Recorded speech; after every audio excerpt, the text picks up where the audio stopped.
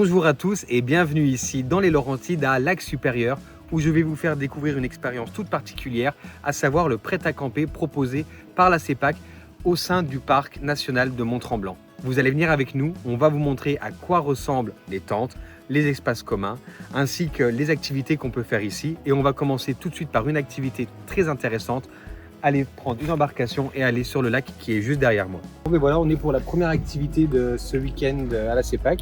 On va commencer par du canot et demain matin on fera une randonnée en fonction du temps qu'il va faire parce que je crois qu'ils annoncent de la pluie. Donc voilà, on se retrouve tout de suite sur le lac.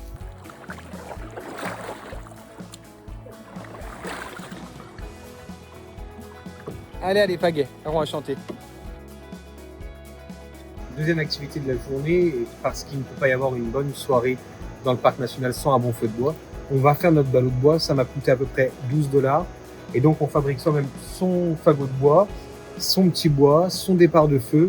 Et comme ça, tout à l'heure, on sera prêt à faire notre feu quand on rentrera au prêt-à-camper.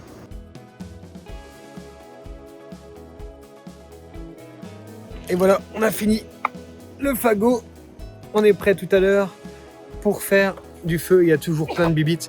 Donc ce que je vous conseille aussi quand vous venez ici, c'est d'acheter ici à la boutique des insecticides qui vous permettront de ne pas vous faire piquer par toutes ces petites bêtes. Donc voilà, là maintenant on va aller récupérer le chalet, la tente prête à camper. Et je vous montre ça tout de suite. Faut savoir qu'il n'y a pas de salle de bain dans les tentes prêtes à camper, mais vous avez un bloc sanitaire commun pour quelques tentes ici autour. Donc on va vous faire quand même une petite visite. Donc il y a les toilettes hommes, les toilettes femmes, et je pense que ça c'est les douches. Bon voilà, donc on se retrouve ici dans notre chalet, qui vous allez voir ressemble vraiment à une tente en dur, avec un endroit pour manger à l'extérieur, un trou de feu pour le soir, voilà. Et je vais tout de suite vous faire la visite des lieux. On va pouvoir voir à quoi ça ressemble et puis on se retrouve tout de suite. Bon voilà, il est 17 h, on vient de récupérer les clés du prêt-à-camper. Nous, c'est la version étoile que nous avons reçue. Étoile, donc c'est conçu pour 6 personnes, donc il y a une table et 6 chaises. Et il y a des lits pour effectivement 6 personnes au total. Il y a des lits de place, des lits d'une place et il y a des oreillers. Mais attention, il n'y a pas les autres effets personnels. Il n'y a pas de couette, il n'y a pas de drap. C'est à vous de les ramener pour avoir vos propres effets. C'est possible pour ne pas être réveillé trop tôt le matin de fermer l'ensemble de la tente, qui est une tente en bois. Voilà, c'est très beau, c'est vraiment très bien conçu. Il y a des fenêtres à chaque lit.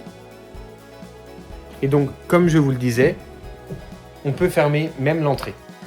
On va préparer le repas et je vous retrouve tout à l'heure quand il va faire nuit et qu'on va allumer le feu de camp pour profiter un peu quand même de la nature et du silence.